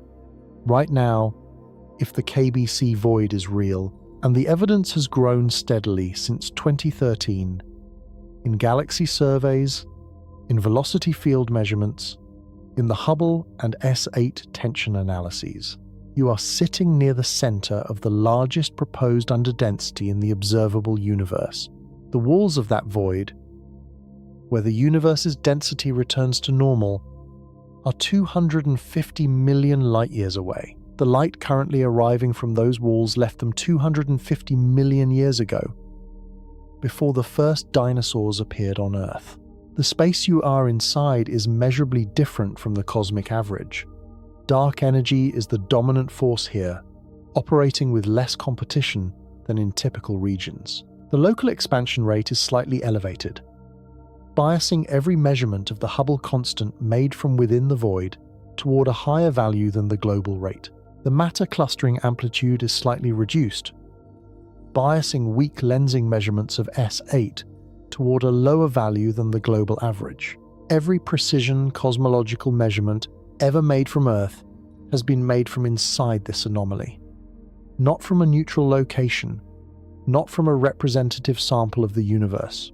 From here inside one of its largest departures from the mean, surrounded in all directions by less matter than the average, pushed by a void from behind and pulled by a supercluster from the front, sitting near the center of a 2 billion light-year underdensity that most of the scientific community had not accounted for until 11 years ago. The void is not background. The void is our context. It is the medium through which we have observed the universe. And understanding it, mapping its full extent, measuring its density profile, separating its contribution from the measurements of fundamental constants, is part of the work of understanding everything else. But here is the thought that settles something, quietly, at the end. The void is not a departure from the universe. The void is what the universe mostly is. 80% of all volume, the most common environment, the space that dark energy fills without competition, that relic particles permeate without accumulation, that ancient light crosses without obstacle. The void is not the absence of the universe. The void is the universe's default, the state toward which it tends, the form it takes in the absence of the gravitational accidents that built everything bright. You are not outside the universe looking in. You are inside the void. The universe's most typical environment, looking out at the bright filaments and clusters that occupy its margins. The void was always full of neutrinos and photons and dark matter and hot gas and magnetic fields and the memory of the universe's first sound and the residual of quantum fields that have been oscillating since the first second. It was full before any galaxy formed. It was full when the first astronomers looked up. It was full when the surveys in 1981 called it nothing. The void is the universe in its most honest form. It just took 40 years to learn how to read it. Tonight we drifted through the widest spaces the universe holds. Through the Boötes Void, where organized structure persists in the deepest absence the cosmos has ever recorded. Through the Eridanus supervoid, whose fingerprint rests in the temperature of the oldest light in the sky. Through the magnetic fields no model predicted. Threading the darkness where no field was supposed to survive. We found the warm, hot gas hiding 40% of the universe's atoms in silence for decades. We found the blue spiral galaxies the void preserved, still making stars long after their cluster counterparts went quiet and red.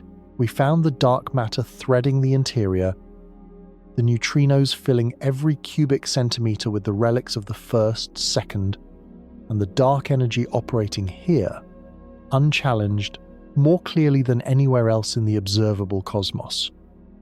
And we found ourselves near the center of the largest proposed void in the observational record, shaped by a structure so large that 250 million years of light travel separate us from its nearest walls.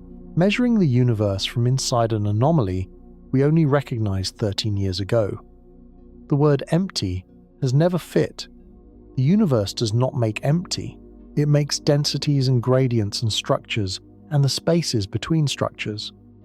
And those spaces have been full since long before anyone thought to look.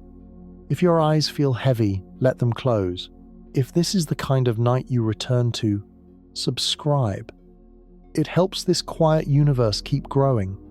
If you're still here, the next chapter is waiting. The universe will still be here when you wake up. So will we.